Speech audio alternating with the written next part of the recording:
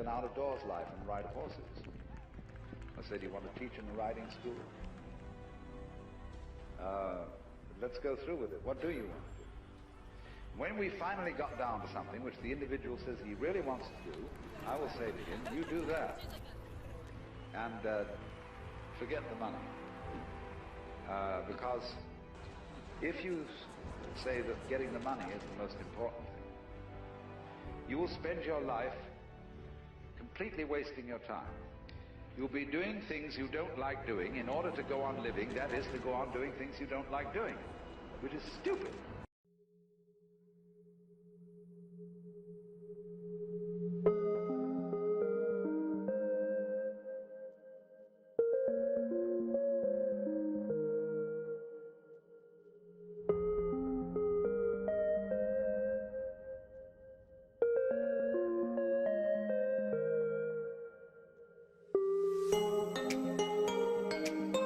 Watching you, use them, walk up to them, ask them questions, all right? They want to hear you ask them questions.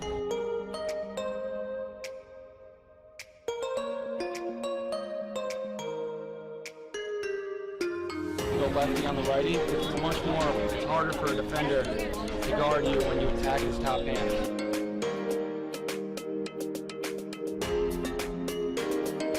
Step to our target, right in the middle of the net. We want to shoot. We're not even in the corners right now. Big step, right in the middle of the net.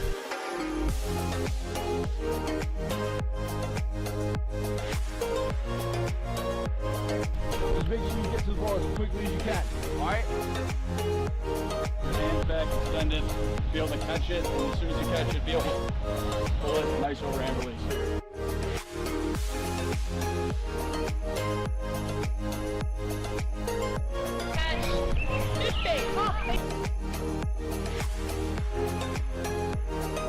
Try going a little bit lower.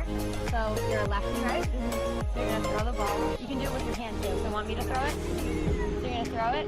Get your stick up just like this. Bring it and bring it in like that, okay? Pick it up. Bring it across your body like you're sealing a defender off and cradle down here, okay?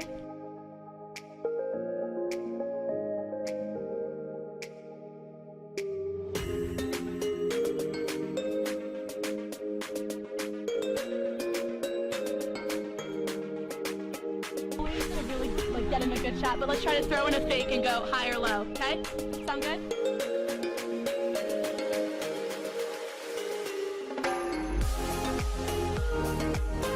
Ready? Tweet.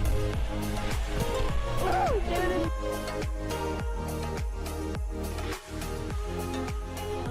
I always think it's so funny when...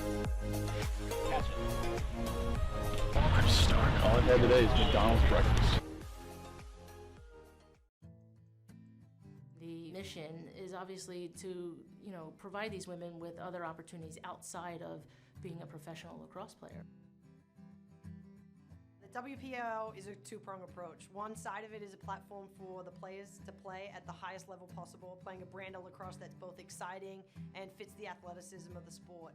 The other side of that is the junior development and having a Chases program, a development program where these younger players can aspire to be WPLL players, can not only get out on the field and play, but also be mentored and learn traits such as leadership, character development, that whole side of it, merging the two. So merging your pro players with the development group to form one awesome league, a two-pronged approach. It's a perfect opportunity for us to create programming that's going to help them develop personally and professionally. I mean, it's unbelievable the talent that's out there these days. We have Taylor Cummings, who obviously is a huge star in the game. Dana Dobie, I mean, she's amazing. She's got tricks up her sleeves. And so putting them in a position to play on a smaller field, making the game faster, the spectators are going to have a blast watching it. We're going to be able to, create mentors that can reach our next generation of young female leaders. Given the level of play and the status of these women, we feel like it is our responsibility with the reach that they have nationwide to give back. I think the goal for me when I really talk about the foundation is to support and inspire an entire generation of young women, but using lacrosse as a vehicle to do it. And what the foundation will support is all the leadership and bravery programming that we'll do. It will support the junior pro division, and it'll support the chasers. So the nonprofit side of the organization is really going to help us fulfill the mission of impacting thousands of girls and an entire generation of women's lacrosse players. So what I want for these pro women are for them to feel that we are supplying them not only with the lacrosse experience. I think that's just the perk, but the main focus is really to provide them with opportunities to personally and professionally develop. And so for them to get that experience is definitely one of our main goals, but then also to connect those pros with that next generation of leaders, which are those young women that will have an opportunity to be a part of the Futures program. We want to make sure that we are always putting the players first. We're always putting these young women first. And we care about them as people first. And then everything else will fall into place from there.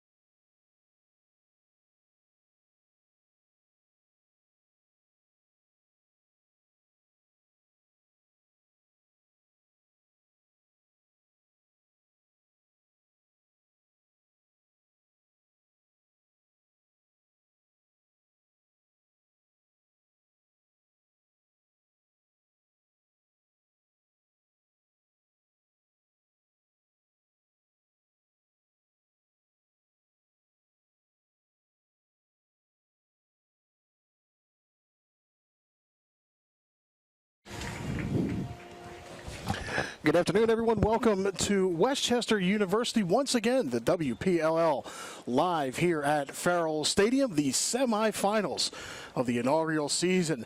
Alongside Rachel DeCecco and Baltimore Brave attacker Dana Doby. My name's Dan Fritz, and once again, we're back out on the field. Rachel, Dana, exciting matchup, repeat performances of what we saw in the regular season, and undoubtedly will live up to the billing once again. The first game, New England taking on Upstate. Yeah, this looks to be a great matchup going into overtime the first time.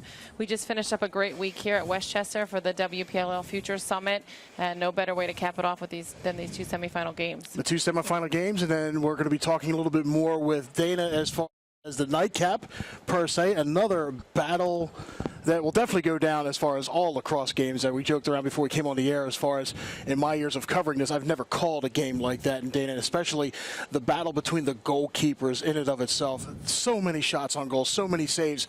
But we'll get more into that in a little bit. But first, the Upstate Pride taking on the New England Command, the number 2, number 3 seeds here in the semifinals. Last time these two teams met, another thriller, had to go into overtime, the only overtime game we've had so far this year, and what a performance it's been. Looking for the same coming out of today's match. Absolutely. Last time out, New England came out on top with that OT goal going pretty close into the overtime. One thing they were missing, though, was Danielle Spencer of the Upstate, who will look to make her presence known here in today's semifinal. I know she's itching to get out and take on this New England team today. The New England Command, as you see, in the white over red and blue. They're going to be going from left to right on your screen. On the other side of the bench, the Upstate Pride. They'll be in the blue with the orange numbers going from right to left. And Rachel, for the Upstate Pride, I mean, New England pretty much had their spot set in. Upstate had not so much of a shaky go of things, but not so much confirmed up either as they get into the last weekend of the season. So it'll be interesting to see. New England's had that bit of a rest. Upstate just coming off of last weekend. Who do you have looking at as far as the opening draws? Yeah, I think, Dana mentioned it. Danielle Spencer has really been unstoppable on the draw this year, so I think that's going to be a huge challenge for New England, just possession-wise. She's really been dominant, and I'd like to see her really control possession. I think it's going to be really important for New England to take care of the ball and possess, especially with Spencer on these draws. Danielle Spencer, Taryn Van Hoff to set things up. We are set to go. Beautiful afternoon here on a third. Whoops. Not sure. Anticipating the whistle for the referee. We'll try it once again, but a beautiful afternoon, 84 degrees, sunny, great summer weather. I mean, we're used to as far as the postseason being in mid to late May. Now we can look at it in early to mid-July. And the first draw control possession not established as of yet. Scrumming for it around the logo here. And it looks like New England will come away with it. So I think that's something we're going to see throughout this game. You know, Taryn Van Thoff in the center there. She knows she has a bit of a height mismatch going against Spencer. So getting that on the ground and allowing her wing players to come up with those ground balls is going to be key in today's matchup. Also, as well, making sure that you take care of the ball. And you also want to be careful in regards to man-up advantages. You don't want to see any early yellow cards, as we've seen first couple of games this season. As New England set on the attack, keeping it close, New England will keep the ball with 25 on the shot clock. Working now from the far side, Karamupo. A lot of space being opened up for these 1v1 drives. It looks like Upstate's trying to stay close to those slides and kind of being very productive, taking away that space there. Taking away as far as the midfield, but also the defense, as you see, starting in goal for the Upstate Pride. Renee Pullat lets in the first one, and just that fast, New England on the board, so 1-0 early goings here in the first. Karamupo just so dangerous with her hands free at the top of that arc there. So, you know, Upstate's going to need to get their hands on her hands and force her into a feeder instead of allowing her to take those open shots that she wants so often. See, Karamupo just comes all the way out front. She goes across body, little hop off the turf, gets it in. That fast, the command 1-0. First couple of minutes gone, and going back to the goalkeepers again, Renee Pullat in the goal for the Upstate Pride. Bridget Bianco, and now at Clarity, a 2-point goal. 2-pointer for Mupo, starting things off nice here today in this semifinal matchup. A lefty 2-pointer, no less. Lefty. So 2-pointer, only a small handful of those been awarded this year. So if you're going to start off, 2 points is a nice way to do it. 2-0's the early score. Upstate Pride with their first offensive offering, and let's see Bridget Bianca having to answer on the other end. Spencer. Mupo's just been so productive for the command this year, really, their top goal scorer. It looks like today will be no different. And Spencer, again, as predicted, gets the draw here. She'll get a center hash 8-meter. This is really real dangerous here for the New England command. Danielle Spencer, the product from Northwestern. They do not give the free position. The restart, and she'll hand it over to Shayna Piraka. So now the Pride working left side, a little room in front. We're seeing a little change up here. Cookie Carr for Upstate, number 6, typically a matchup defender. Looks like she's playing a little midfield here. Piraka with it. Shot clock at 25. Go in. Strong defense right there. That double team with that back check. That's a nice turnover. And we had Haley Warden who had a ankle injury last week, so it looks like it's putting Cara back on that midfield as opposed to the D there. So she's gonna have to have those legs ready to run. They're down. Warden and Allie Carey's also not here today for the Upstate Pride, another one of their strong midfielders. Shot goes in. Bridget Bianco able to handle it as the shot clock was winding down. So the first offering for the Upstate Pride unfortunately could not result in a goal. New England back the other way. You talked about some notables not available today, and especially for the Pride. Sammy Jo Tracy's not available from the last time for the starting lineup. And you have to wonder as far as will it take anything away from their goal scoring opportunities versus players that weren't available before. They're here today. So the best matchup you could possibly have for semifinals were the two greatest games in the regular season. Right now, New England sits on top 2-0. First couple of minutes gone. And the referees have asked for the clock to be stopped, conferring at midfield. So, Dana, we've had some new rules this year with the shot clock and the 2-point goal. What's been your favorite change here with the WPLL rules? I personally love the 60 seconds that we have as possessions. You know, lacrosse is the fastest game on 2 feet, and it just got faster this summer. So I'm enjoying it. Not too much time down there in the ends to really get things settled. I personally love a fast transition, fast-paced style of lacrosse. So, you know, it's a little bit more running for our midfielders. Nice for me on the attacking line. I get a breather unlike them, but I just think it's such an exciting product of lacrosse to watch, and I'd say that's definitely my favorite new rule ad that we've seen. Okay, so resetting the shot clock to 35 seconds. 10:47 left to go here in the first. And we're getting ready to get back to live action once the shot clock is set. Yeah, and on the other end of that, as a defender, I love that 60-second shot clock. You play good defense, you do your job, and you get the ball back. It doesn't necessarily require a big check or a big move. It's just playing good, solid D. You love to see those kind of turnovers as a defender. Okay, as it's winding down now, we're set to go.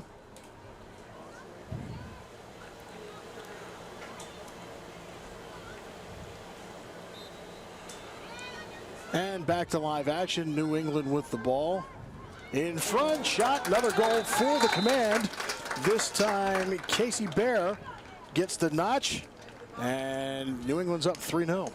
I think that's what's so exciting about this thing. Kasey Behr, huge name in the college lacrosse over the past couple of years, getting to see her transition so smoothly from college lacrosse to the pro league. It's just exciting that you're able to see those incredible athletes take their game to the next level right after their senior year, straight into this pro league.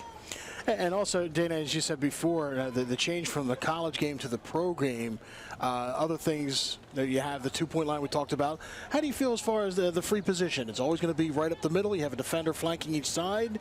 Has that been an advantageous for the offense or more the defense? Certainly, it's nice just to get this game going, and not have too much lag time in between calls. So that foul goes, we know where we're setting up defensively or offensively, and we're able to get that game going right off that whistle. So center hash is nice no matter where you're fouled inside. You're going to get a nice angle to cage, and then defense, they can counter that crashing in on either side. So it's definitely great to get the game going right away off of those foul calls. Molly Stevens trying to do a quick one-timer for the Pride to get it in after the draw control.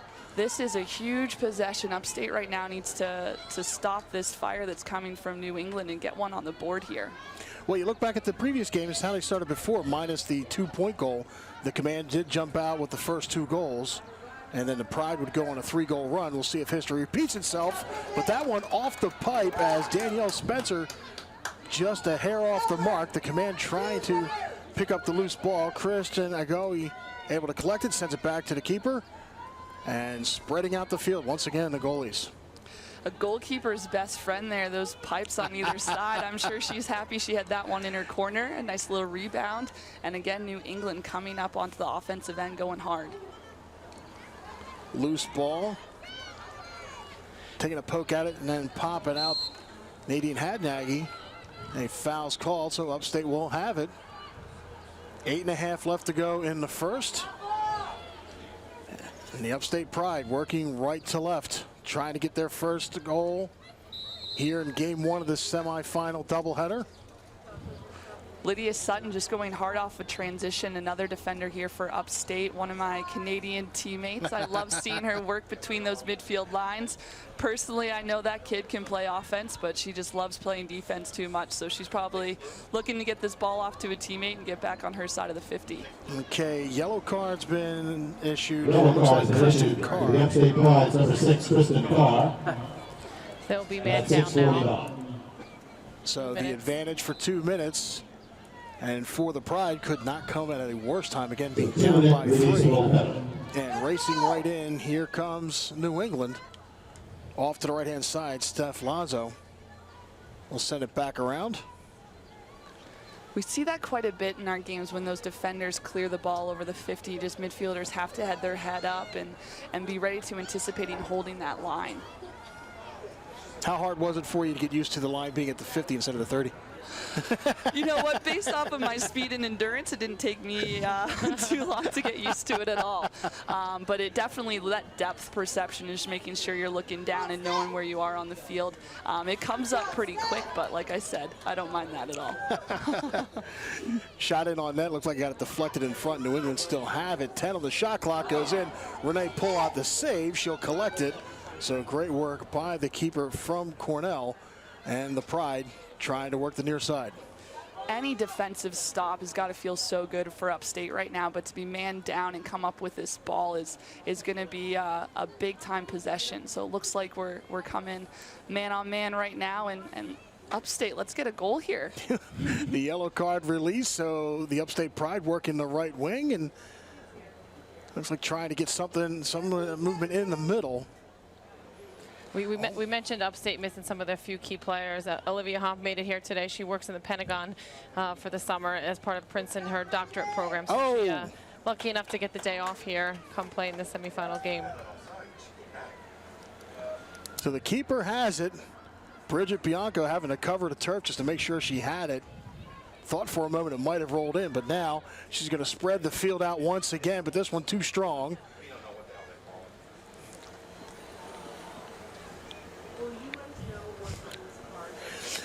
Now up the, coming up with the Pride off the right side.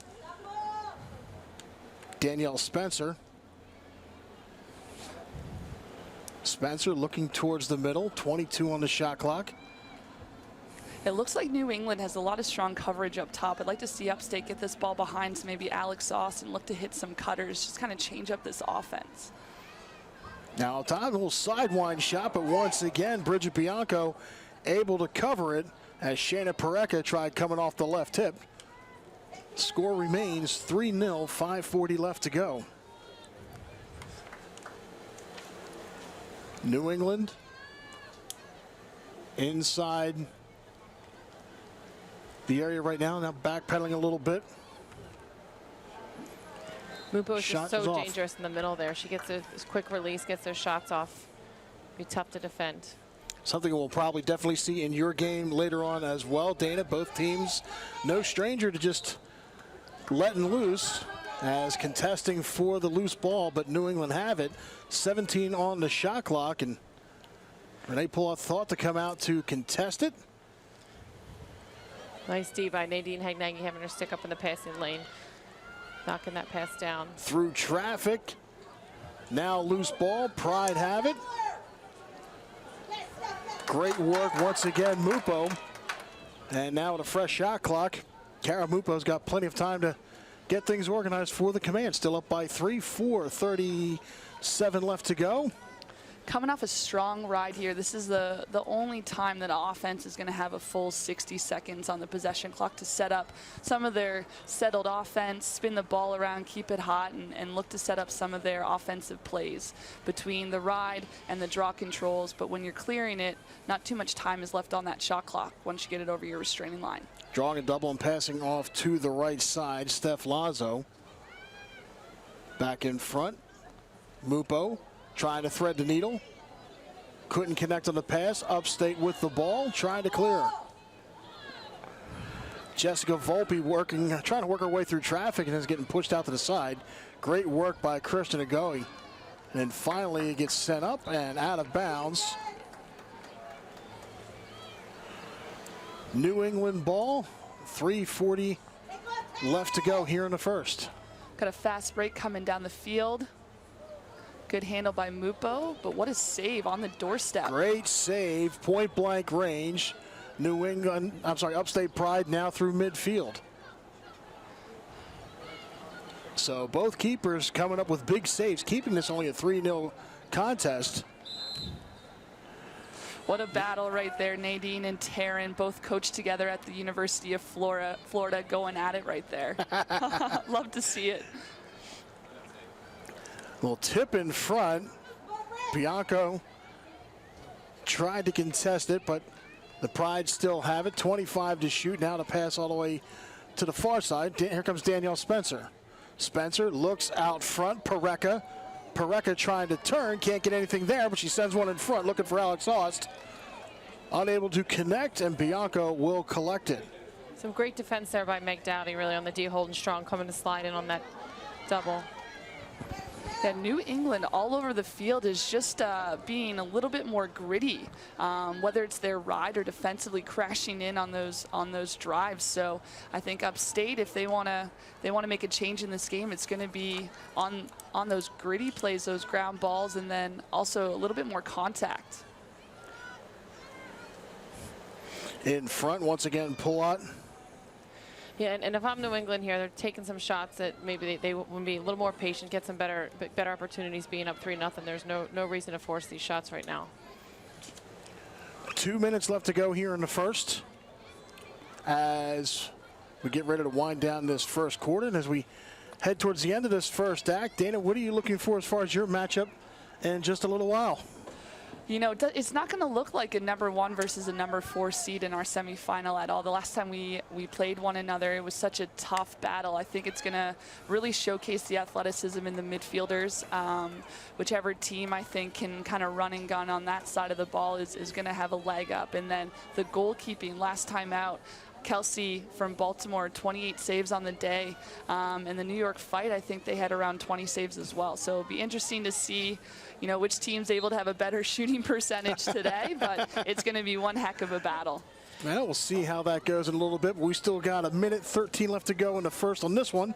New England with the ball up 3-0. And last time he played, I mean, Baltimore's been strong from the start, an undefeated season, and New York is sort of really coming alive. They've added some of the college draftees, Carli being the obvious one, but every game that team is getting stronger and stronger and really have seemed to find their groove. So this matchup between the Brave and the Fight is going to be really interesting. New England command, Kasey Behr gets her second of the game. As you see on the replay, just goes right in, good shot from a little bit of distance. Goes up or left. 4-0 now the score, as we may wind up that way for the end of the first quarter. Again, the running clock. 30 seconds left to go here in the first to come out for the draw control. And we'll see if we get this draw control off before the clock expires.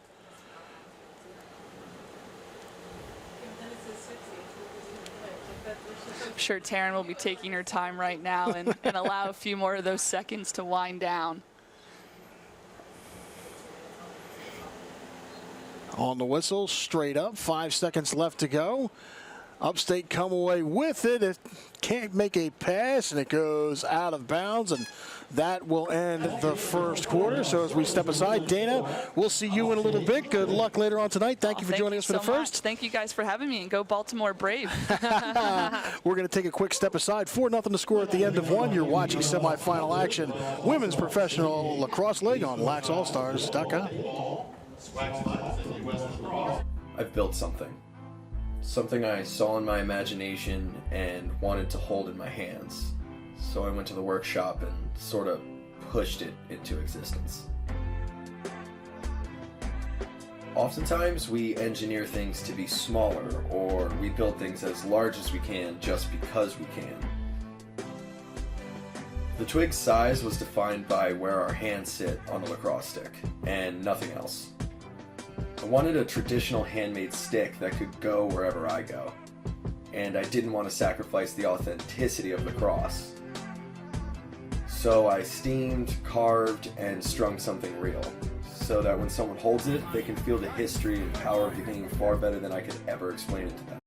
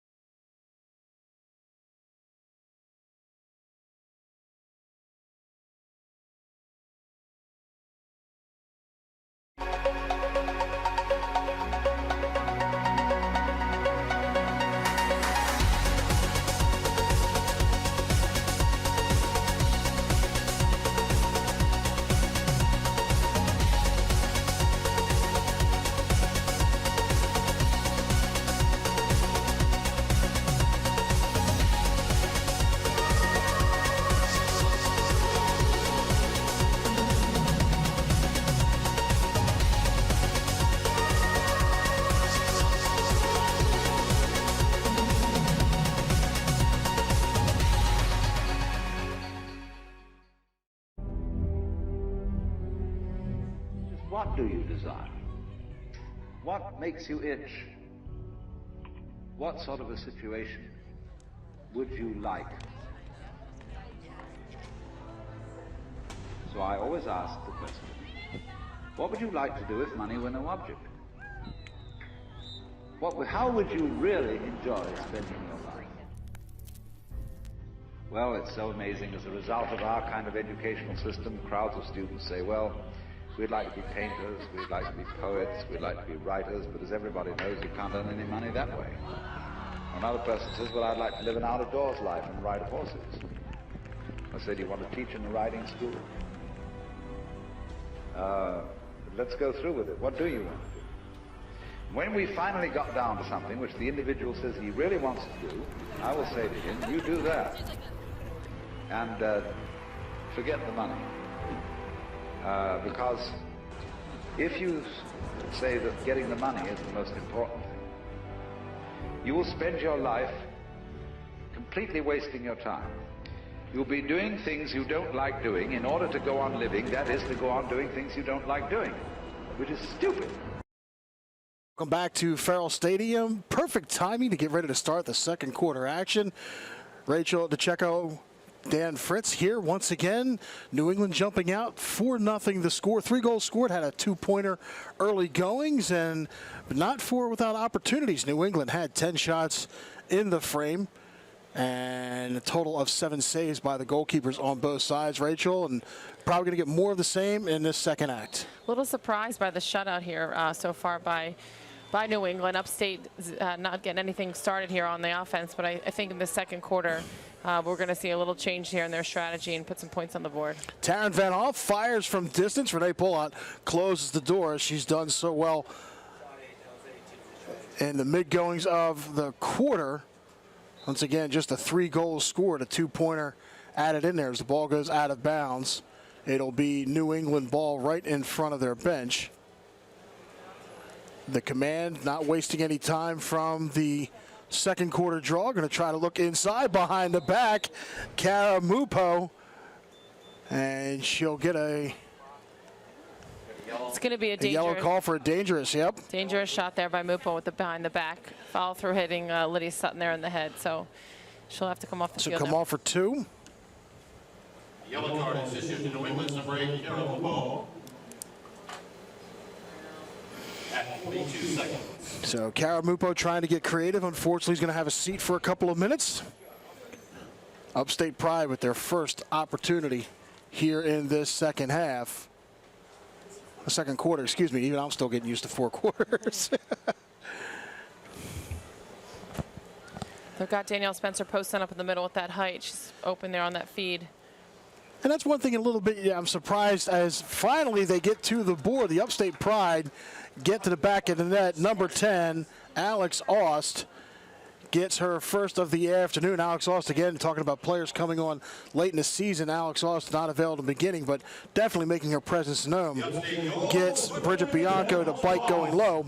Alex Aust goes top shelf, so finally Upstate on the board, 4-1. But going back to Danielle Spencer, that's one thing I guess I'm surprised that haven't used her height really to her advantage. I mean, I would almost expect her to be more inside than coming up from distance and from the wings. Yeah, absolutely. And I think, you know, you see her posting up in the middle. Maybe they're changing their strategy a little bit. Alex Aust is doing double duty today. About 2 hours ago, her Futures team won the championship. Now here she is on the field playing. So really neat experience for these girls at the Future Summit, getting coached by the pros, and now they get to watch them play. And even still, I mean, you follow it on everybody's social media. I mean, probably the first time I've done prep work for a game and just been watching everything through the social media feeds, only because like what the mission of the WPLL is and what the overall goal, just so much than what goes on during the field of play. As right back to goal again, Upstate Pride get the putback and a second goal. Molly Stevens gets the putback and have cut the deficit in half. Yeah, that's sort of the epitome of a garbage goal there. Molly Stevens in the right place at the right time, just scooping that in. Couldn't control the rebound, takes a step in, a little sidewind.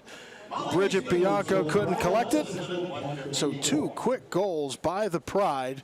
And once again, they've cut the deficit in half. And here we go, back and forth once again.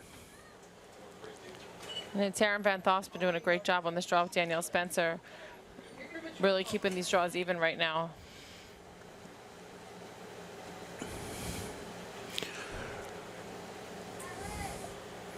On the draw control, straight up, Spencer gives it a reach.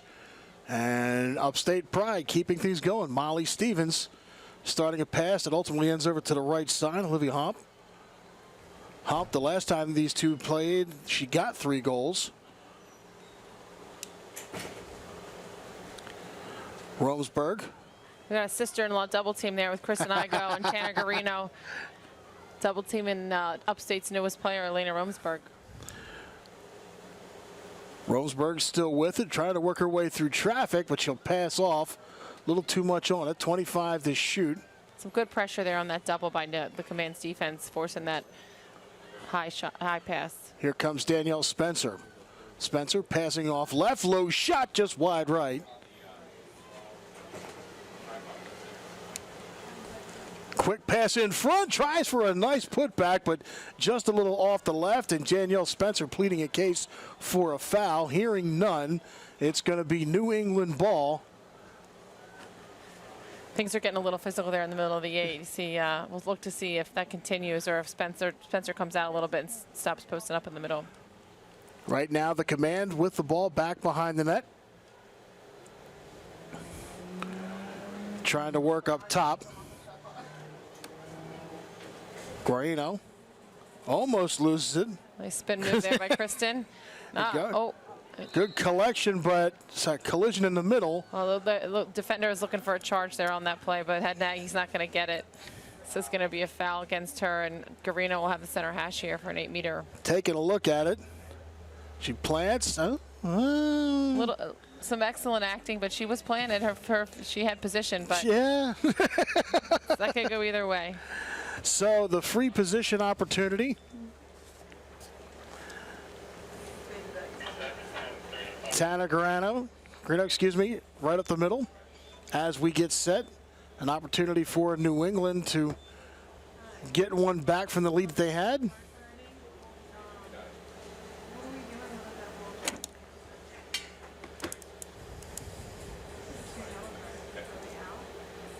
Waiting on the officials. Now we're set. On the way in through traffic and completes the job. Gets it to the back of the net. Looks like they're calling a crease violation here. Take a look. Guarino. See where. Oh, the follow through may have gone in. Oh, that's close. It looked like she may have gotten pushed, pleading her case. But they are counting the goal. So off the free position. The New England goal is number 15, Tanner Guarino. Tanner Guarino. I mean, from here, it looked like she tight-roped it enough. You saw the pellets coming up. I don't think she quite got on the line, but the call is another goal, so it's 5-2 in favor of the Command. 9:50 and counting here to go in the first quarter. Off the draw control. It's going to be New England's ball here off that draw.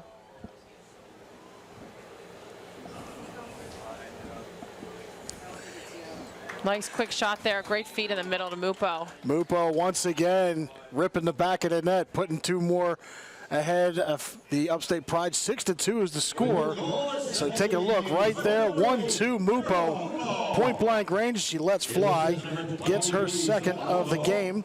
Lazo gets the assist. So as fast as Upstate got two, New England has put two more back. At 5:31. And now see if New England can control the draw and keep their momentum going.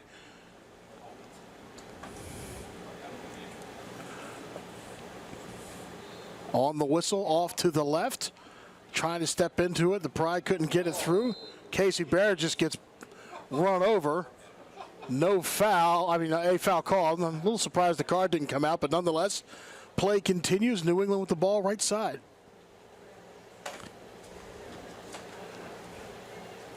Steph Lazo off that right wing. With some room. Taylor Hench. Mupo. Looks like New England's going to slow it down here. Just a little, but now going to make a move inside. Renee Pullat stands tall in the near post, collects the save. She thought about sending one long, but not much there. She'll give it to Nadine Naggy. If you're able to do it in a way that's Naggy through midfield. Shayna Piraka. Alex Oster starting to pass back and forth just outside the area. Now go back behind the net with just under 30 seconds left on the shot clock. Olivia Homp. Homp in front. Good defense, McKenzie. New England ball. Tight feet in there by Homp. Defense just got a quick stick on it there. Kind of pickpocketed Alex Saucer a little bit. So now the command back up the other way, looking for Mupo. Mupo's going to slow it down. She's really done a great job this season of really helping control this New England command offense. And it's funny, for as much as Dana said in the first quarter, as far as the fast pace and the action that we've enjoyed so much, just that fast, you have the right player in the right spot, can really control the tempo of this and give it a nice flow, favoring obviously the command so far, 6-2 here in the second quarter. Yeah, New England looks like they're setting up a play here. Did a substitution, get the great group in. Looked for in front, couldn't get it to connect, making a turn. Taylor Hench through traffic. That's off the pipe and loose. Pilata almost accidentally, but and picked off. Great pick off by Van Thoff. In front, finishes the deal this time. Taylor Hench dead down the middle. New England command, another goal. So off of the ricochet off the pipe, comes all the way out. Watch this. One, turns, point blank range. That's all Renee had to work on. And Taylor Hench sends it right down the middle. Great work by the command. 7-2 now is the score.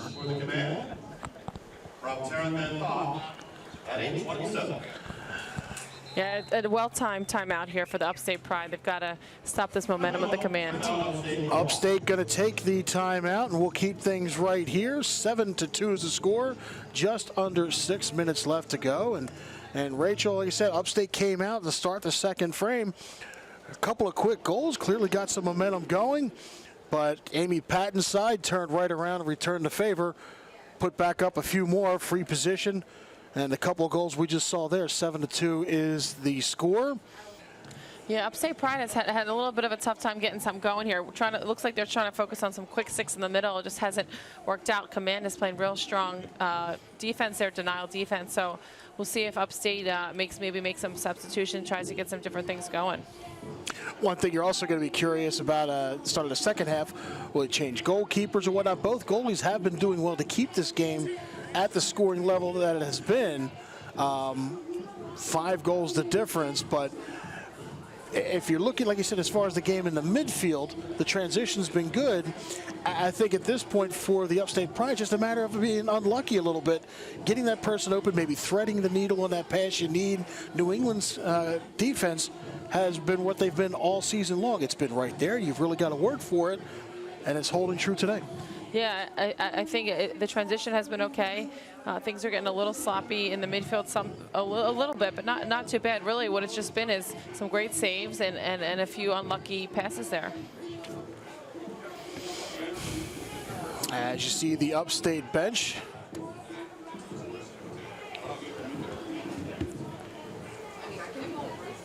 Getting squared away, set to come out of the timeout. Again, game 1 of the doubleheader for the semifinals. The winners today will all get together at U.S. Lacrosse headquarters on Saturday. And what a climax that's going to be for this season. Yeah, the season has just been incredible, and we're really excited to sort of finish where we started. We had our exhibition last fall at U.S. Lacrosse. Great event, huge crowds. That area is just so rich with lacrosse fans, and we're really excited to finish off our first season right where we started it. You see Taryn Van Thoff coming off the bench, giving some instruction to her team. The Upstate Pride breaking their huddle as well. We're set to get back to live action. And the one thing that I've liked in all the games that we've done is you look down below us here at Farrell Stadium and you see the young women that have either been here earlier today or throughout, just up along the fence line, just taking in everything into, just taking it all in as far as this professional level that the WPLL has been showing in its first year. Definitely a great thing for these young women as they move forward into high school, college, and whatnot. And potentially one day we may be calling their games. Yeah, the ability for the WPL to connect the current pros with future pros is just one of the things that makes it so special. Off the draw control, Upstate has the possession. Christen Carr. Off the one-on-one goes Shayna Piraka, and Piraka will work behind the net. Piraka to Spencer. Back Piraka once again. Can you go from one to pause and then hit it back up? Stevens off the roll, lets one fly. I think the stick got hit a little bit as it goes out. Danielle Spencer will have the spot. Under 30 seconds on the shot clock. She comes near side. Spencer trying to move. The little space goes cross body, just a little wide left. And Alex Oss gives chase, and she'll have the spot. So now 15 on the shot clock. She comes back in from the corner. Yeah, and Upstate's really off the mark here on these shots. They've got to get in between the pipes here. A lot of these shots are going wide. Now trying to make the turn. Great reaching save, Bridget Bianco. It comes back out in front. The Pride still have it. In through traffic. Bianco shuts the door once again. She's having a great first half here. Really some shots up tight. She's really denying all these upstate attempts here. Be curious to see the official stats as we go in. She had 3 saves in the first quarter. I'd say she's easily double that and change here in the second. 4:30 left to go here in the second. 7-2 is the score. New England Command slowing things down just a little bit as now they start to work in towards net. Taryn Van Thoff lobs one up over the cage. Lazo.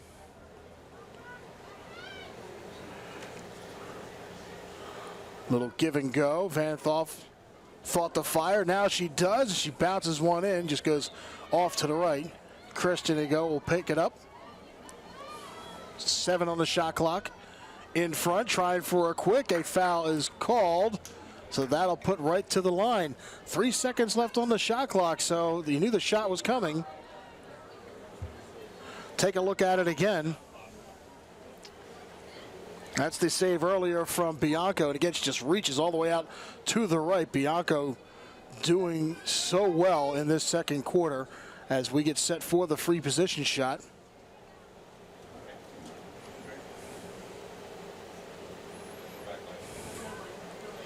Waiting on the whistle.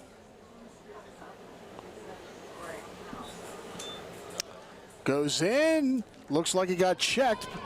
Command keep it. The shot clock had expired, so Upstate will have it. So they dodge a bullet off the free position, and only having 3 seconds to work with it. New England couldn't reload that fast. Looks like they got away though a little. Well, Nadine Naggy went a little early there on that 8-meter, and I think Upstate got lucky that wasn't they didn't get a second 8-meter out of that.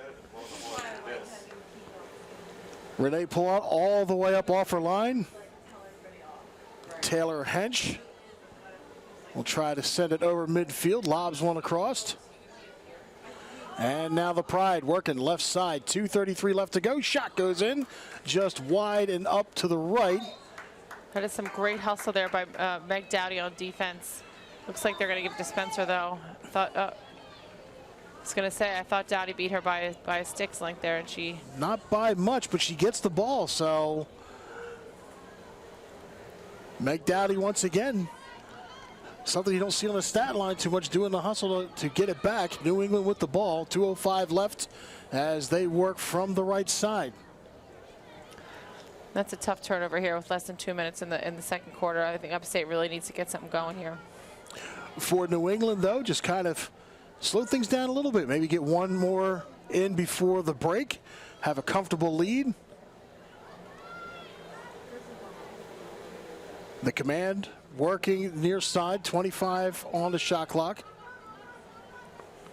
Lazo rolls right. Was looking for Mupo, but it gets picked off. Upstate trying to clear. 1:25 left to go as the Pride come across midfield and now working all the way in front, looking for Shayna Piraka. Couldn't get it. Bianco out of her net. Now she's got to scamper home. Gets back to the near post, and the Pride will set things up with plenty of time on this shot clock.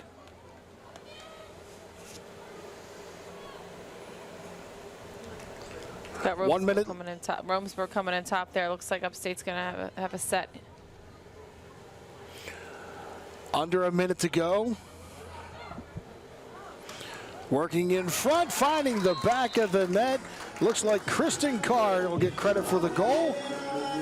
And making it a 7-3 ball game. Christen Carr, unassisted Christen Carr comes in from the right, goes left, keeps it off of her right hip, and goes back across to get the goal. The third of the second quarter, 7-3 is the score, with 25 seconds and counting here in the first half. So Upstate getting 3 goals before going into the break. They got a lot of work to do as we get a quick playoff after this draw control. On the whistle, rips back to the right, 5 seconds as it comes off the turf. New England will have it. Not going to be able to do much with it as the horn will sound and we'll go into the break. Halftime scores 7-3, game 1 of the doubleheader. We're going to take a step aside when we come back. Second half action. You're watching Women's Professional Lacrosse League on laxallstars.com.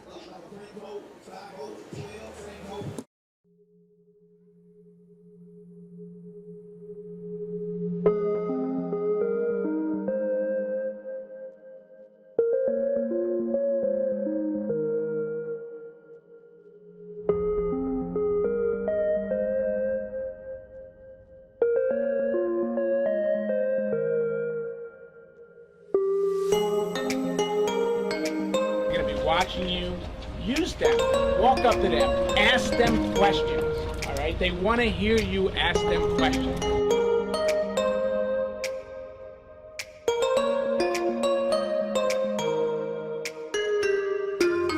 lefty on the righty, it's much harder for a defender to guard you when you attack his top hand.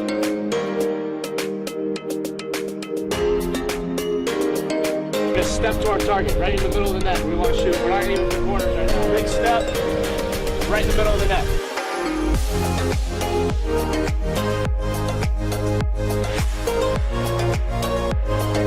Just make sure you get to the ball as quickly as you can. All right?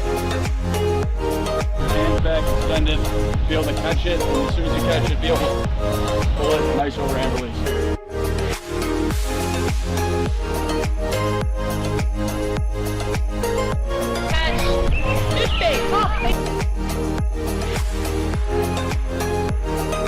Try going a little bit lower.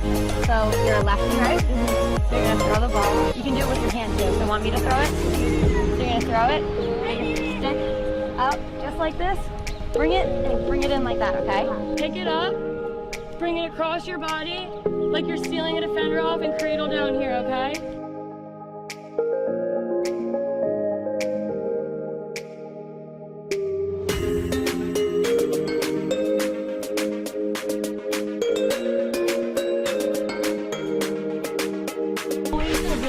Get him a good shot, but let's try to throw in a fake and go high or low, okay? Sound good?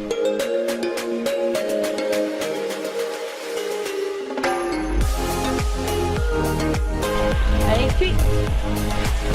Woo!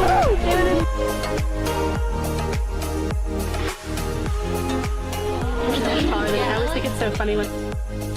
Catch it. I'm starving. All I've had today is McDonald's breakfast. Mission is obviously to, provide these women with other opportunities outside of being a professional lacrosse player. The WPLL is a two-pronged approach. One side of it is a platform for the players to play at the highest level possible, playing a brand of lacrosse that's both exciting and fits the athleticism of the sport. The other side of that is the junior development and having a Chasers program, a development program where these younger players can aspire to be WPLL players, can not only get out on the field and play, but also be mentored and learn traits such as leadership, character development, that whole side of it, merging the two. So merging your pro players with the development group to form one awesome league, a two-pronged approach. It's a perfect opportunity for us to create programming that's going to help them develop personally and professionally. I mean, it's unbelievable the talent that's out there these days. We have Taylor Cummings, who obviously is a huge star in the game. Dana Dovey, she's amazing. She's got tricks up her sleeves. And so putting them in a position to play on a smaller field, making the game faster, the spectators are going to have a blast watching it.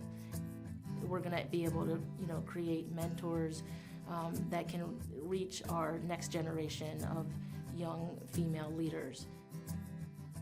Given the level of play and the status of these women, we feel like it is our responsibility with the reach that they have nationwide to give back. I think the goal for me when I really talk about the foundation is to support and inspire an entire generation of young women, but using lacrosse as a vehicle to do it. And what the foundation will support is all the leadership and bravery programming that we'll do. It will support the junior pro division, and it'll support the chasers. So the nonprofit side of the organization is really going to help us fulfill the mission of impacting thousands of girls and an entire generation of women's lacrosse players. So what I want for these pro women are for them to feel that we are supplying them not only with the lacrosse experience. I think that's just the perk, but the main focus is really to provide them with opportunities to personally and professionally develop. And so for them to get that experience is definitely one of our main goals, but then also to connect those pros with that next generation of leaders, which are those young women that will have an opportunity to be a part of the Futures program. We want to make sure that we are always putting the players first. We're always putting these young women first. And we care about them as people first. And then everything else will fall into place from there.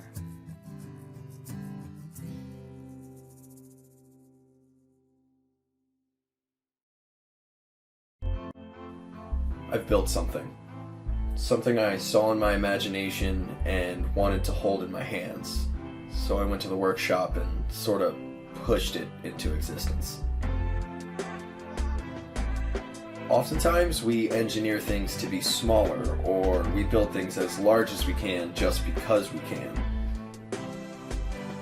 The Twig's size was defined by where our hands sit on a lacrosse stick, and nothing else.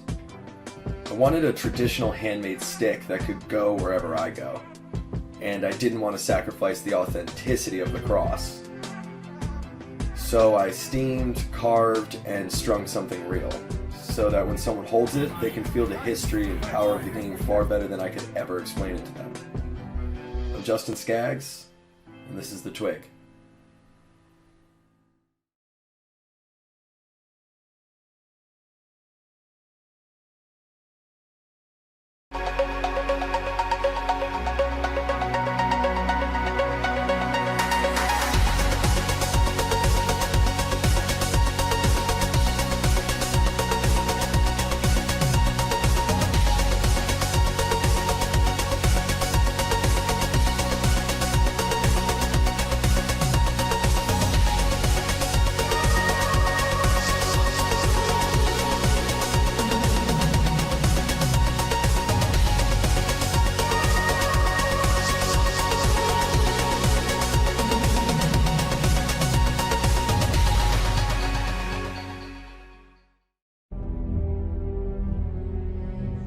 What do you desire?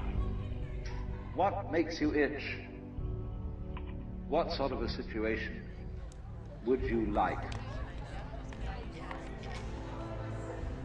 So I always ask the question, what would you like to do if money were no object? How would you really enjoy spending your life? Well, it's so amazing. As a result of our kind of educational system, crowds of students say, well, we'd like to be painters, we'd like to be poets, we'd like to be writers, but as everybody knows, you can't earn any money that way. Another person says, well, I'd like to live an out-of-doors life and ride horses. I said, do you want to teach in a riding school? Let's go through with it. What do you want to do?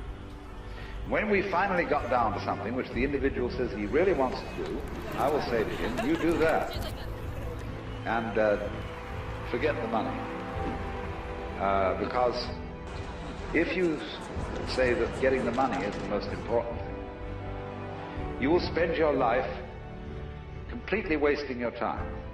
You'll be doing things you don't like doing in order to go on living, that is, to go on doing things you don't like doing, which is stupid.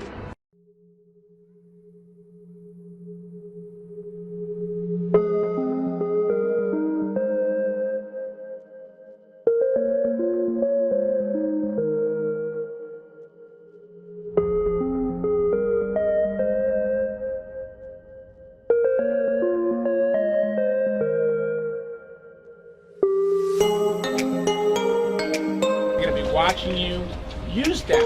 Walk up to them. Ask them questions. All right? They want to hear you ask them questions.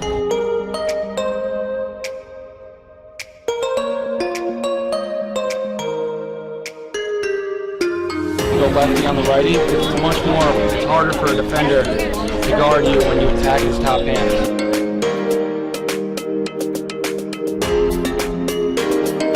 Just step to our target, right in the middle of the net. We want to shoot. We're not going to even put corners right now. Big step, right in the middle of the net.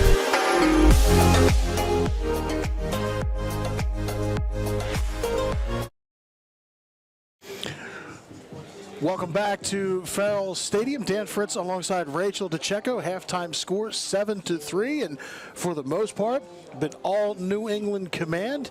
They took care of business in the first quarter. Upstate started off strong in the second, but ultimately the command came right back, putting a couple in before we went towards the break, sitting on a 4-goal lead in a game that's kind of resembling the first time these two teams met, Rachel. It's you look at the stat line from the last time, the command had a couple, the Pride, back and forth they went going into the break. At the break itself, it was 5-4, so history repeating itself, but here in the semifinals, the winner to play in the final on Saturday. Yeah, I mean, I think we'll look to see really Upstate trying to get some momentum here. It's been all New England, and we've got to start to close this deficit here in the second half. Well, the one change that we've noted already, Molly Wolfe in the net for the Upstate Pride as the Pride come away with the ball. Danielle Spencer off a little contact. Spencer goes in and rips one just wide to the left. Bianca had a good track on it, but off into the corner. Olivia Hopp will get things started up again for the Pride. And it's a great shot opportunity by Spencer. I think they got to get some of these shots on cage, but if she can get a few more shots like that, some of them will start falling for her. Shot looked like go in.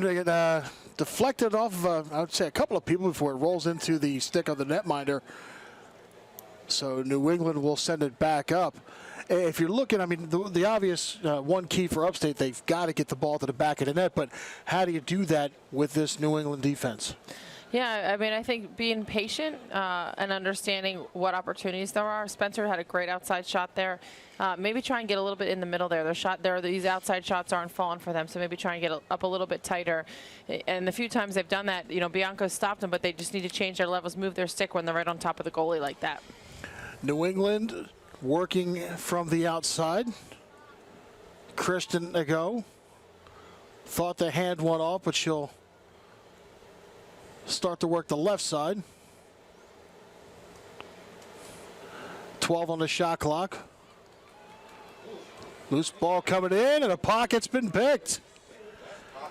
Christen Carr comes away with it, and the Pride working through midfield. Carr once again with the ball. Carr, just an amazing defender from UNC, and it's just interesting to watch some of these pros. Their game just continues to get better and better after playing in college, and she's definitely one of those players that's really coming on strong here at the end of the season. Try to get a putback for the Pride, couldn't get it to connect. New England's defense doing its job. Up the field now, Taryn Van Thoff.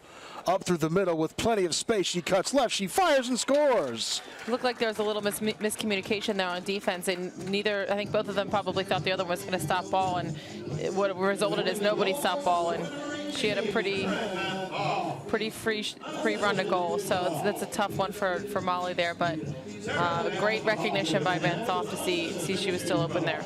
Molly Wolfe did the best she could to try to cut down the line, but to no avail. 8-3 is the score here in the third, and the next draw control, Danielle Spencer setting things up for the Pride. No, it looks like they have Kasey Behr here on the draw against Spencer. See if things get switched up a little bit. Terrence off the draw. Oh, that's a great job by Kasey Behr. Kasey Behr right takes it straight away. And once again, New England Command will be on the attack. Just under 12 minutes left to go here in the third. Command sitting on a 5-goal lead.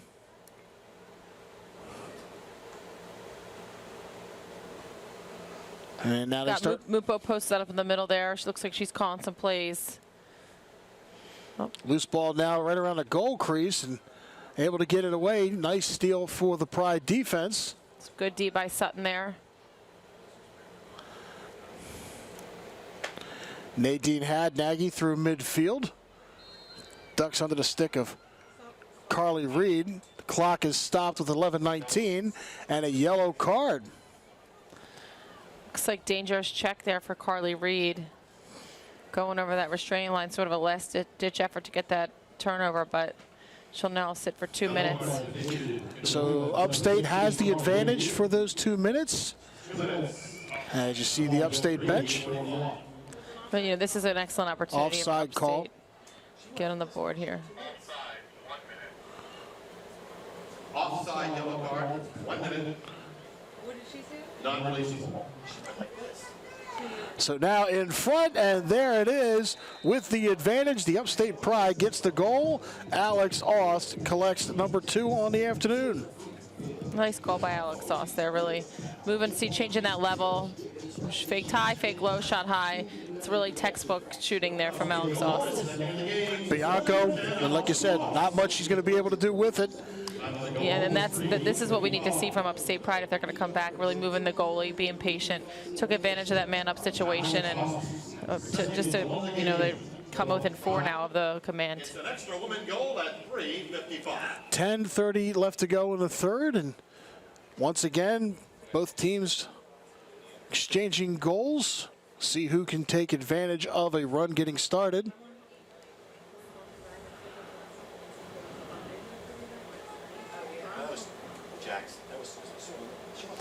So Kasey Behr, oh, that looked great by Christen Carr there. Kasey Behr's doing a nice job of pushing that jaw to herself, but Cookie Carr was ready for that. And unable to get through traffic there, Molly Stevens, but a foul call. Looks like Stevens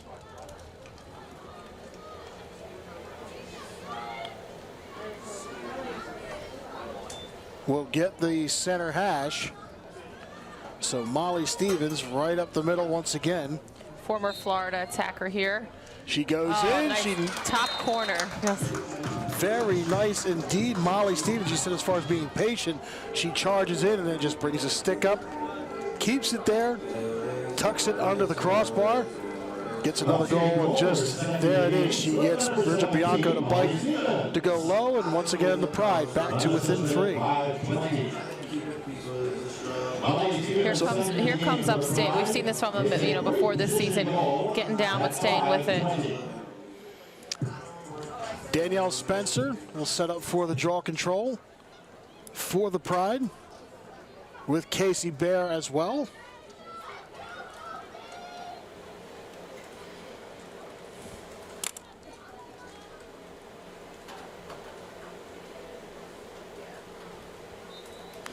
Off the draw to the right a little bit. Behr gets a first touch, comes away with it.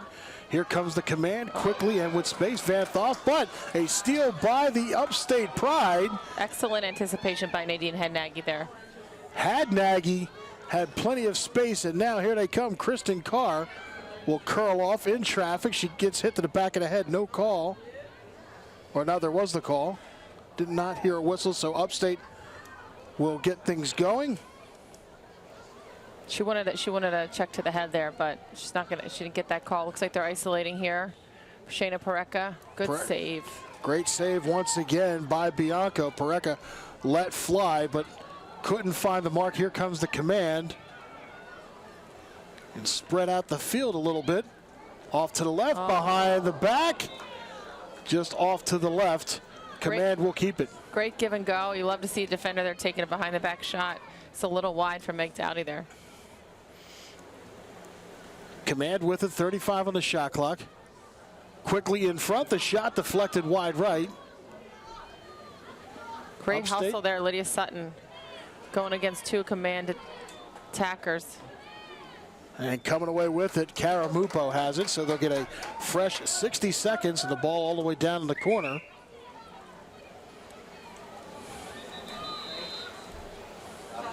And the clock is stopped on the whistle.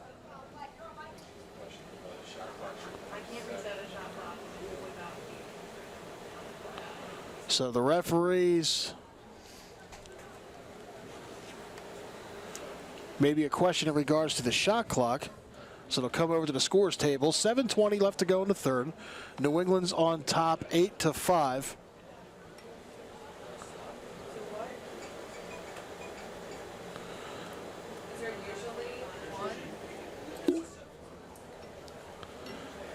see what this call is here. Looks like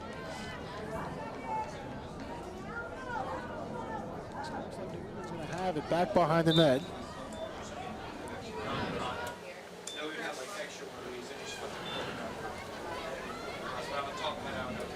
So the command have it. The shot clock's under 20 seconds now.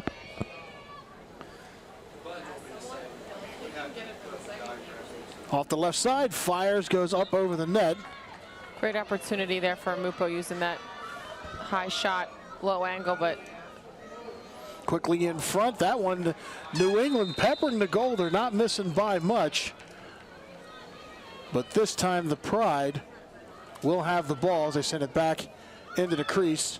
And Molly Wolfe will send up to the left side, and the Pride will try to keep going through midfield. Elena Romsberg. So you see Lydia Sutton has the ball. Then passing off to the right side now, Shayna Piraka. Good transition there by the Pride. Take care of the ball, get it safely in the attacking zone. You'll see Molly Stevens come in there, swap out with Lydia Sutton. 30 to shoot. Piraka tries to work in front, and the deal is complete. Back of the net is found by the Pride once again as Elena Romsberg gets another goal for the Pride. And once again, Upstate just trying to get closer and closer. 8-6 now the score. Great patience there by Elena. Keep continuing to cradle and get through those defense for just releasing that shot. Continuing, obviously, had a great season at James Madison, brought home their first ever national championship. So it's good to see her sort of pick up right where she left off. James Madison coming away with that title, like as we said before, the great season that was Division I women's lacrosse this past year. A great tournament coming down to the Final Four. It's nice to see, and nothing against the other programs, but it's nice to see somebody different come away with the trophy. Yeah, you got to give credit to JMU, really. I mean, the real Cinderella story. Really fought through, battled some tough games. New England's going to call timeout here in the third quarter. 5:23 left to go. The score 8-6. So Upstate trying to make some noise to get back into this. What do you think? What do you think as far as what they need to keep doing going forward? Well, I think they found their niche here. Maybe the right set on offense, really being patient. A few new people coming up. You got Romsberg with a few goals, and this is a well-timed timeout by Amy Patton because momentum has definitely shifted to Upstate. It'll be interesting to see if this timeout is able to let New England kind of get back in it here. Give them a chance to catch their breath as well. Again, nice warm day. Kind of not used to this warm weather in lacrosse a bit, but how many times have we started the season late February and a little chilly outside, but here we are, middle of July. Great afternoon. Again, game one of the doubleheader. We'll have the Brave and the Fight on later on this afternoon.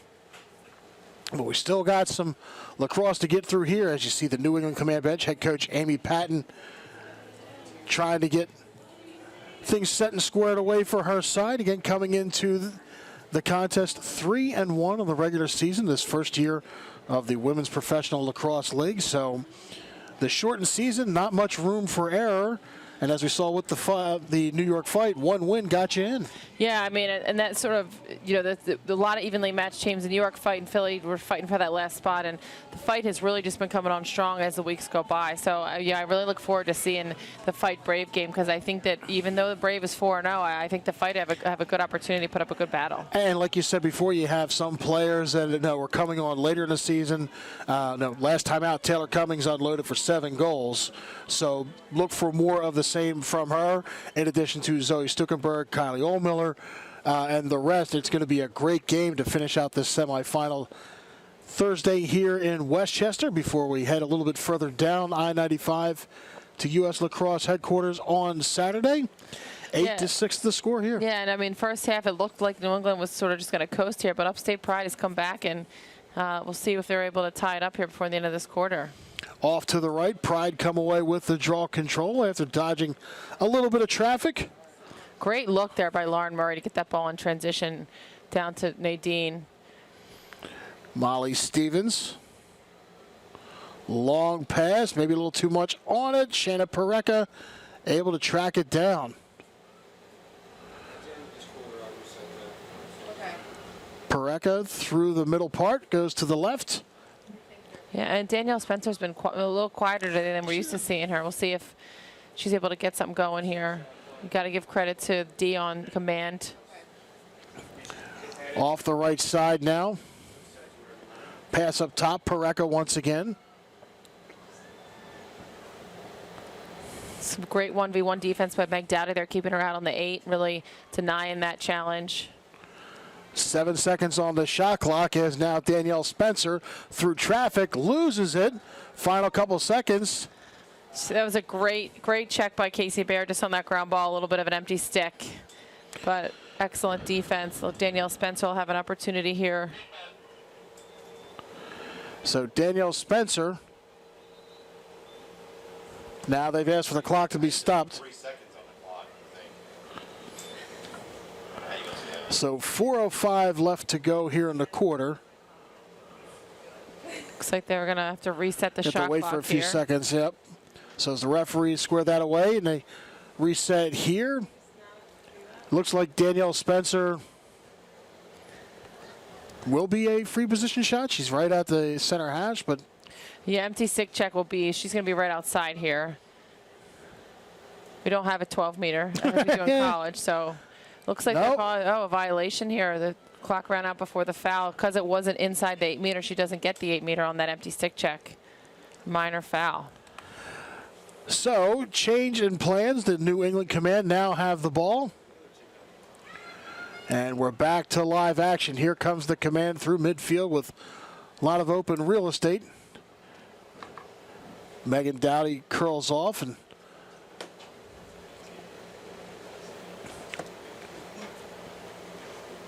pass off to the right side. Steph Lazo. Lazo trying to go near post, but Molly Wolfe. Denied by Molly Wolfe there, the foot save. Just a little kick save to get it out away from her. And now a loose ball scrum here on the right. Still coming through. And through some traffic, and a foul is going to get called. New England wanted the elbow call on Sutton there, but not having any of it. So Upstate has the ball. Just at over 3 minutes left to go. They're down by 2. A little loss in the footing. Alex Oss trying to collect it. She comes away with it. 35 to shoot, and she'll give over to the right side. In front, turns, fires, scores. Molly Stevens gets her hat trick here in the semifinals. yeah, another great shot placement by Molly Stevens. You're real efficient, with her shots, and it's a 1-goal game here. I'm excited to see. Take a look at this as the play developed. Just a great work. Piraka gets the assist. Stevens sends home the hat trick, just keeping things high, and that seems to be the go-to goal for the Pride. If they go just under the crossbar so far, it's done well for them here in this third quarter, and they're battling all the way back to within 1. Yeah, keep possession here with 2 minutes left in this third quarter. I'm sure Upstate would love to tie this up here going into the fourth quarter. Off the draw control, rips off to the right. The Command come away with it. Kasey Behr giving Steph Lazo. Lazo and a whistle. Shot. The clock is stopped with 1:40. 12 white. Yellow card. 12 white. Looks like an offside call as well on Upstate here. Upstate's going to have somebody go off. 16 blue. Molly Ertl. It's an offside call, we think. So now the Pride down. Upstate's number 16. Molly Ordell. Molly Wolfe with a great save, sprawling across the cage. So New England tried to take instant advantage of it, but could not come away with the goal. Upstate Pride working off the right.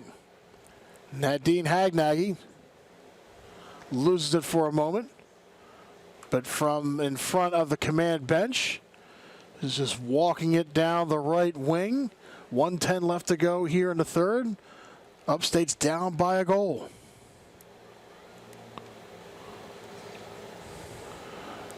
Got about 20 seconds left in the shot clock. We'll see what, bringing this all the way out, and the D's coming after him. It's a lot of high pressure here. Maybe try coming out on Stevens. Maybe try to catch somebody too far up, but the ball comes loose.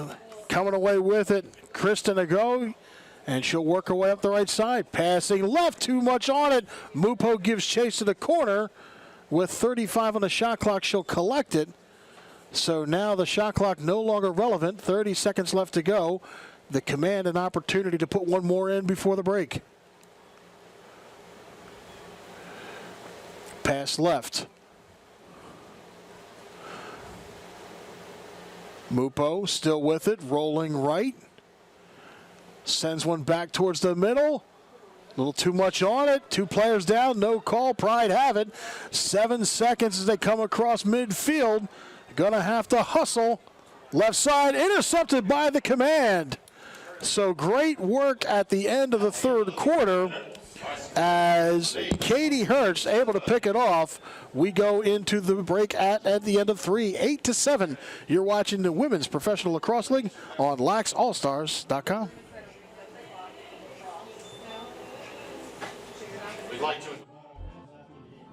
I've built something.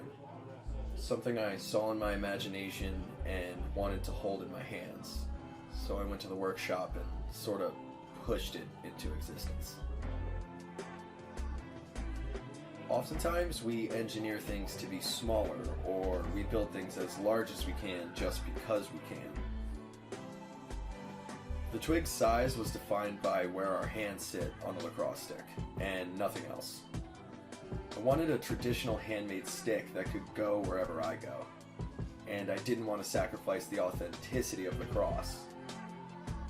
So I steamed, carved, and strung something real, so that when someone holds it, they can feel the history and power of the game far better than I could ever explain it to them. I'm Justin Skaggs, and this is the Twig.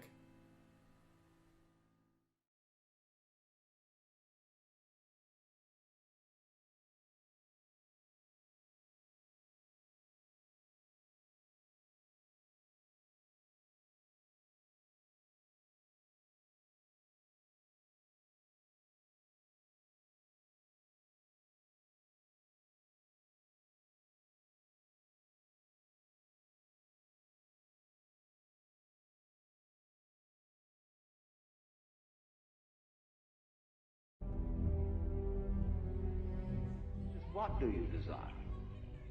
What makes you itch? What sort of a situation would you like? So I always ask the question, what would you like to do if money were no object? How would you really enjoy spending your life? Well, it's so amazing. As a result of our kind of educational system, crowds of students say, well, we'd like to be painters.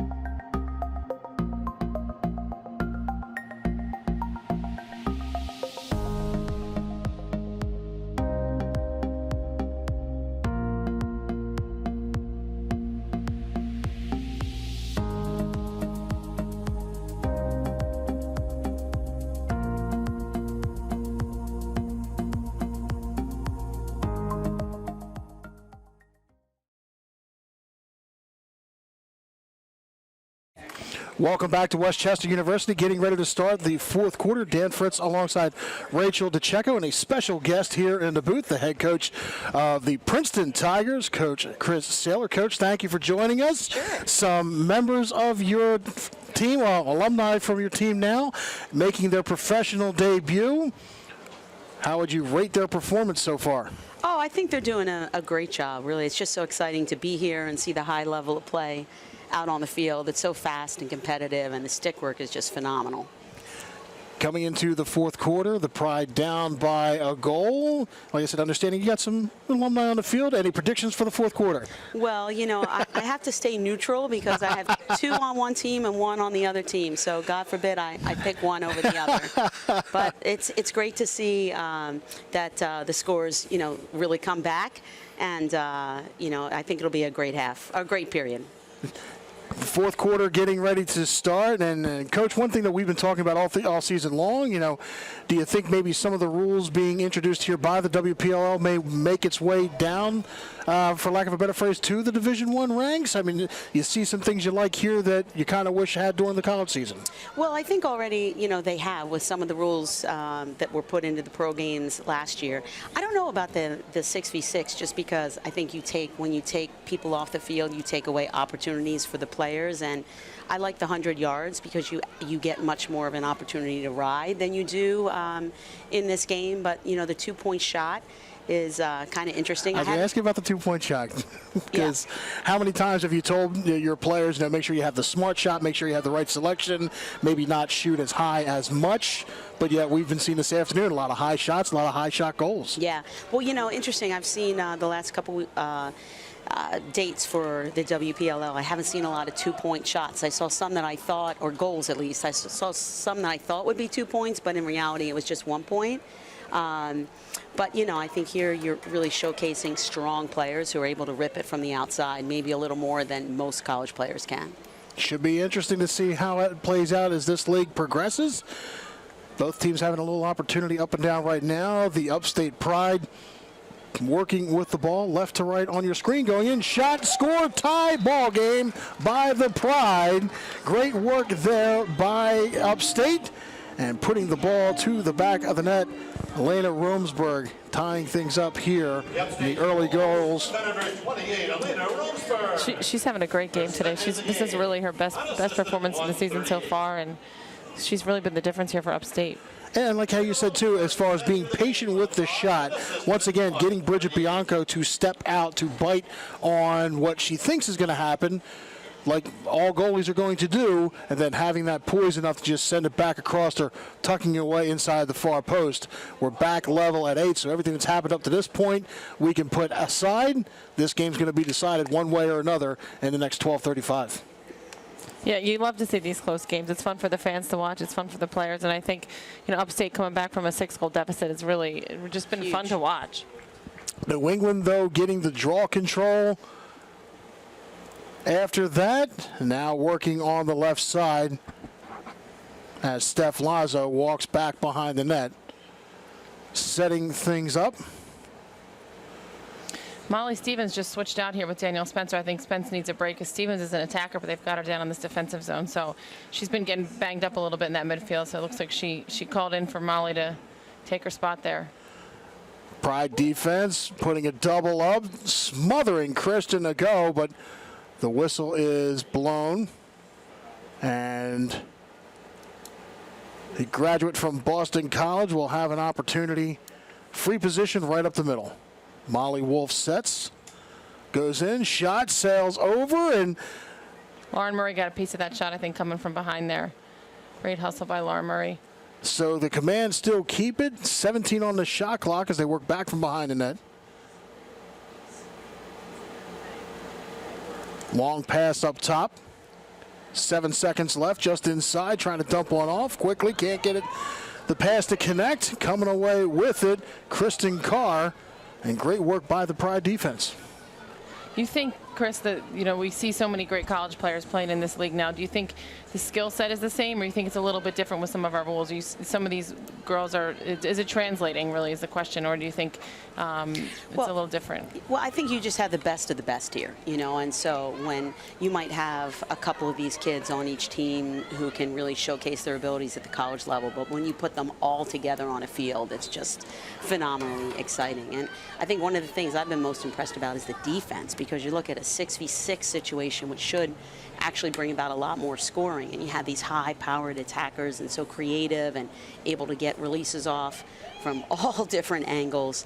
And still, the D are both ends are making great stops. Yeah, really, really great D by actually all the teams in the league. And you don't see a lot of checking. You're just seeing a lot of good one-on-one. And they don't have a lot of practice time to play, and they're really playing well as a defensive unit on both ends. Yeah, they understand the game, and they know how to slide, and they can read what the attack's trying to do. But I think that's been just incredibly impressive.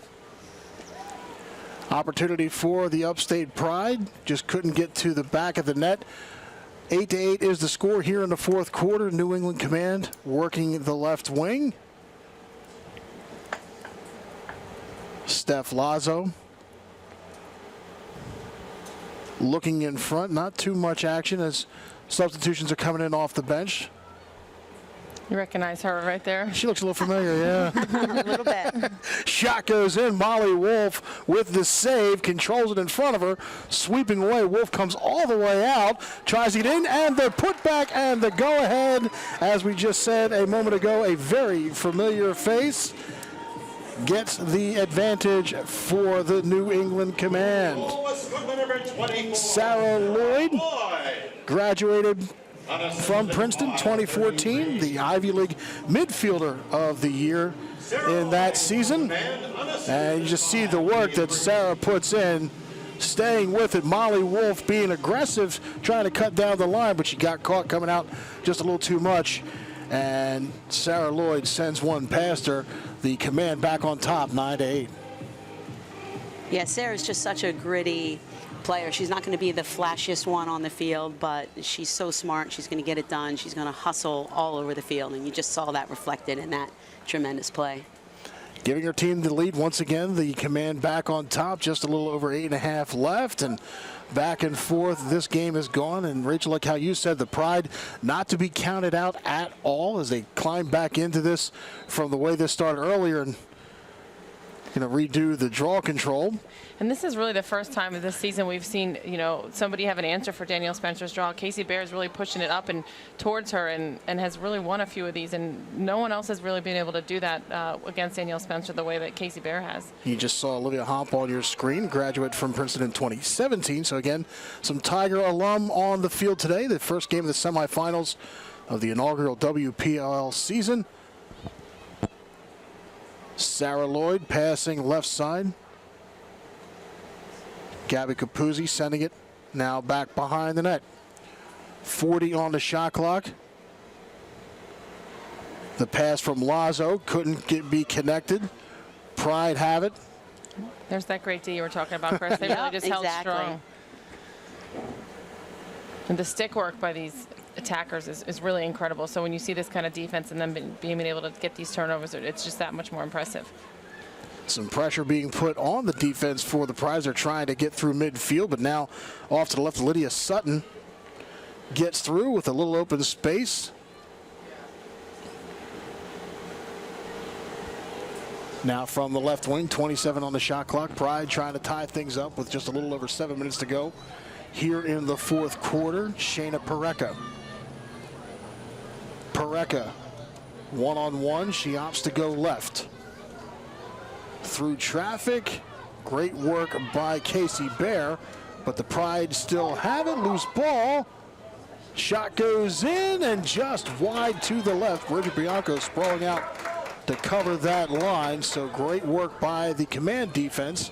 They'll have the ball on a fresh shot clock, 6.5 left in the fourth. And as a coach, they've got nobody behind there. So sort of what do you think happened there with the attackers? They all just got stuck up high, or you don't usually see the defense get the ball in those overshots? Yeah, I think they had come up high and nobody had replaced behind, and that's tough, especially when they finish that the other end. Back at the other end, Christen Ago, the Boston College product, rips the back of the net and gives the Command a 2-goal lead once again here in the fourth quarter. So the fast transition, as we've been talking about, evident right there.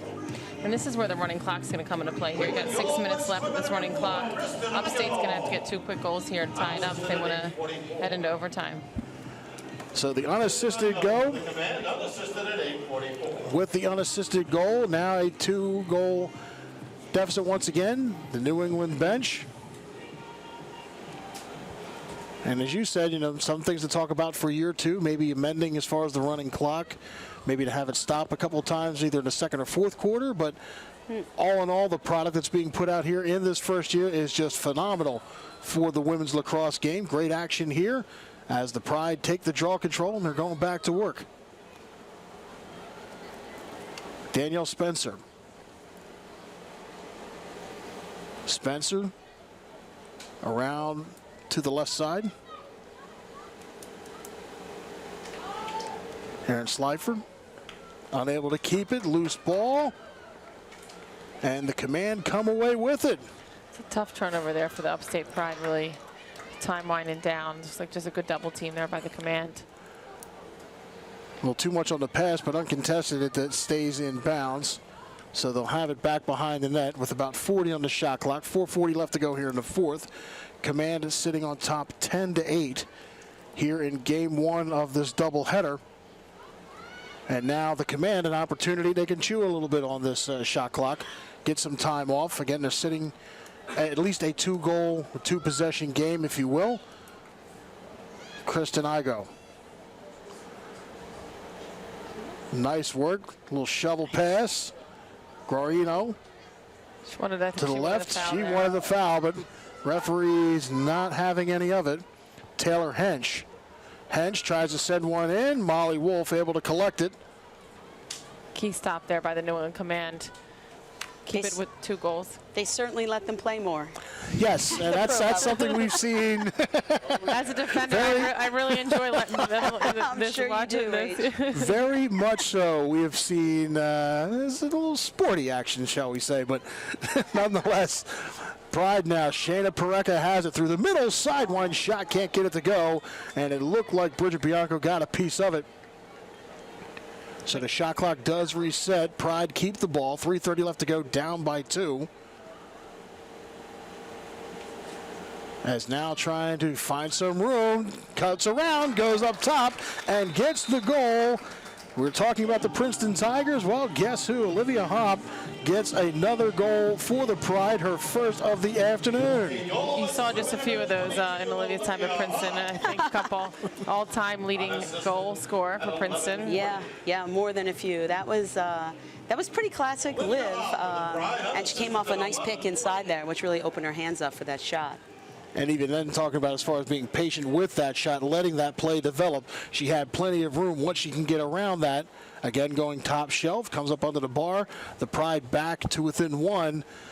Still plenty of time, 2:40 left to go, but it's all going to depend on this draw control. And she does a great job of lulling the defenders into thinking that she's not going to do anything, and then she just keeps at it and rips those shots. It's a really sort of classic move by her. Yeah. Nice work off the draw control. Pride have it. Here they come. Shot goes in. Great save off to the right. Kristen Carl let one rip. So Alex Aust will have it at the line. Shot clock reset. 2:15 left to go. 10-9 is the score. Alex Aust. Aust going to turn. Bianca thought a shot was coming. Aust with plenty of time, but trying to set something up. Now she works back behind the net. 40 on the shot clock. She goes to the other side, trying in front, just couldn't connect the pass. Great cut there by Romsberg. She almost had it. Here comes the Command up through the midfield with plenty of room. Gabby Capuzzi sends it off. Once again, the back of the net is ripped. Sarah Lloyd gets her second of the afternoon. Second of the afternoon, second of the fourth quarter, second since coach has been here. Seeing a pattern. I think you're good luck up here for these Tigers, Chris. And she wasted no time, too. The minute it hit her stick, she took about a step and a half and then ripped it. So now with 1:25 left to go, 11-9 is the score. And this is a strategic timeout here because this will stop the clock. We saw this at Philly did it against New England. Yeah, I mean this is sort of a out of the box way here to stop the clock so they can have an opportunity to get 2 goals in.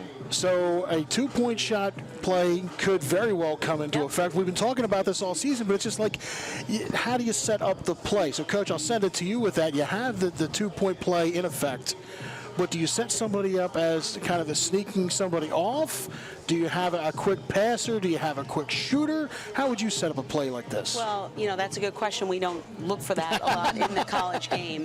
But, you got some really strong, powerful kids. I mean, Danielle Spencer could rip that from the outside. Maybe she could come off of a little down screen and send it across to her and rip it, or try and draw a double someplace else and then swing it across and get that kid open for a quick outside shot. Now, having gone against Amy Patton with the Ivy League as well, if you have a coach like that on the other side of the bench, and I mean, now how are you going to contest as far as for the next play after that? As far as you get that 2-point goal, you're Upstate Pride, but now trying to get into her head, which I know you've done on a few occasions. How do you go against the defense that you know is going to be coming from New England? Well, I mean, you're saying after they get the 2 point? If they get the 2-point, they tie things up.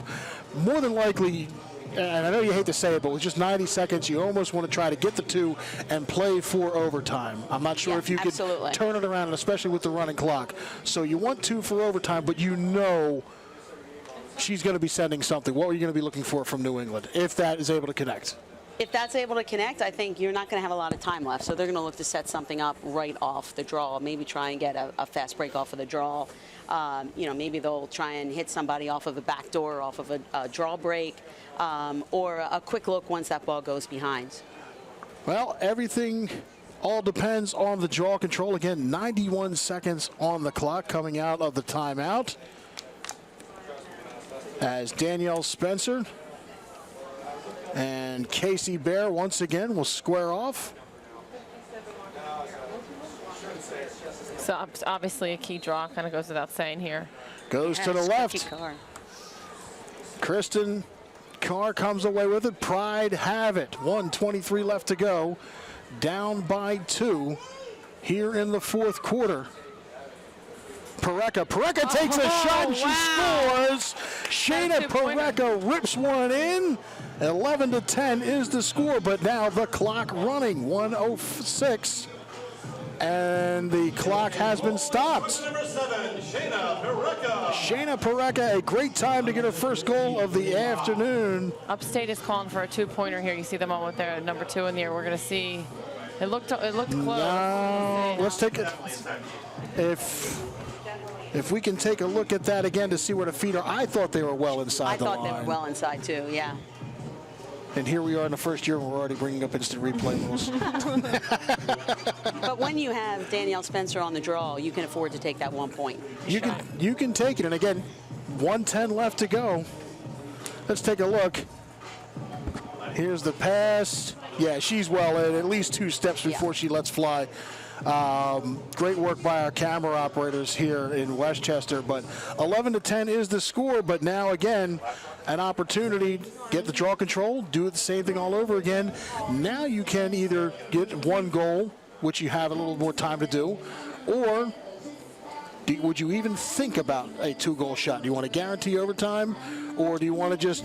Well, like I said, I haven't seen a lot of 2-point goals in this game, and the goalies are great. I think you probably just go for 1 and a short thing, because if you try for the 2-point shot and the goalie makes a save, for all intents and purposes, it's over.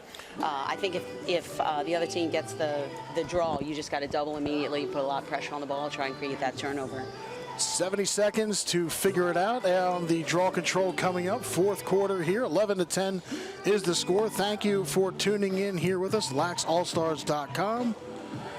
Dan Fritz, Rachel DeCecco, Coach Chris Saylor here in the booth. Game 1 of the doubleheader. Winner of this will take the winner of the next game coming up as we start heading towards U.S. Lacrosse headquarters on Saturday for the final in this inaugural season. The draw control is set. On the whistle, off to the right, and it looks like New England will come away with it. But a difference of the game and the shot clock, so New England's going to have to do something with it. They can't just sit on it. But Mupo is going to just take the ball and play keep away as much as possible, but a loose ball. Great check there. And it just stays in bounds. Mupo tight ropes the line and keeps it in. Some work on the other side off of whose leg, but the referees are saying Upstate Pride. Mupo is screaming for the ball to be for New England, but not hearing any of it. Here comes the Pride. Mupo tried to get a little fancy there, go between the leg. Couldn't get it to go, but nonetheless, Pride have the ball. Shot clock is unplugged. 23 seconds left to go. Upstate have an opportunity to tie things up. Piraka from the left side, Spencer. Spencer inside the line, 10 seconds left. Spencer fires just wide to the left. Oh my goodness. That might have been it. That is a tough way to end it there. Unreal. Again, they just sent it back into the goalie. Nobody was back. Oh my goodness. Upstate Pride have the opportunity but couldn't get it to go. The New England Command will advance to the final. 11-10 is the final score. A great finish to game one of this doubleheader. And before we send things out, ladies, we saw game one. What are we looking for with game two? More of the same? I think this New York Fighter, Baltimore Brave, you got two really great teams there. Yeah, I mean, they're both great teams. I saw the Baltimore Brave last weekend. I just thought they were really, really good. Offense, defense, goalkeeper, they're strong across the board. So I think it's going to be really exciting. Going to be an exciting one to see if they can keep undefeated, 4-0 in the regular season. Rachel, great wrap-up for this first game. What are you looking for as far as game two? I think it's going to be a battle. I mean, New York gets better every game. Baltimore's been consistently strong all season. So I think we're going to have another close game on our hands here. Well, make sure you stay with us, folks. We're going to take a step aside. One more time, the final score, 11-10 in favor of the New England Command. They advance to the final. We'll come back in about an hour or so. New York Fight, Baltimore Brave, game two to decide who's going to play in the championship. Make sure you come back to us here on LaxAllStars.com.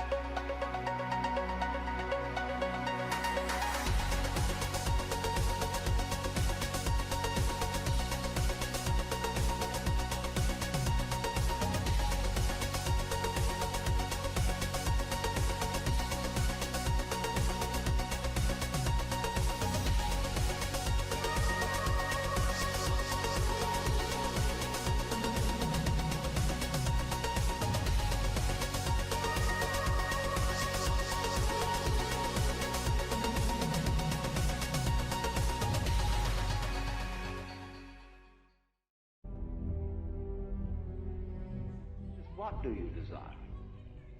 What makes you itch? What sort of a situation would you like? So I always ask the question, what would you like to do if money were no object? How would you really enjoy spending your life?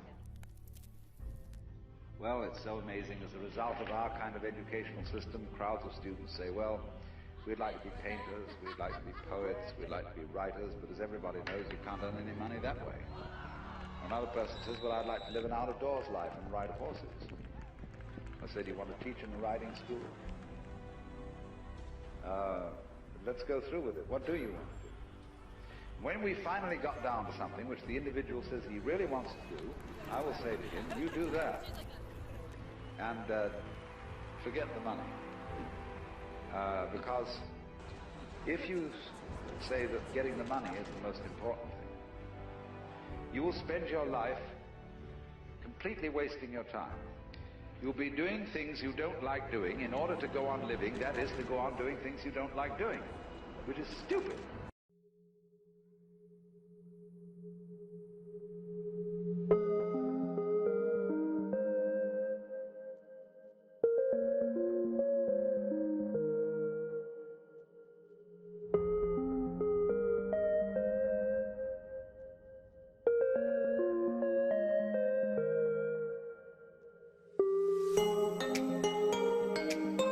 Watching you use them.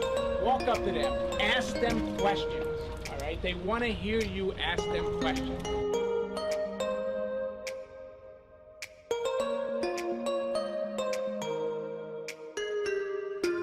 Go lefty on the righty. It's much more harder for a defender to guard you when you attack his top hand.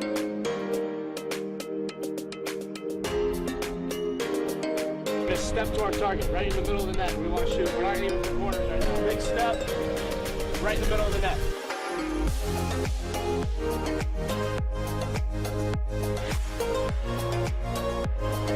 Just make sure you get to the ball as quickly as you can. All right? Hands back, extended. Be able to catch it. And as soon as you catch it, be able to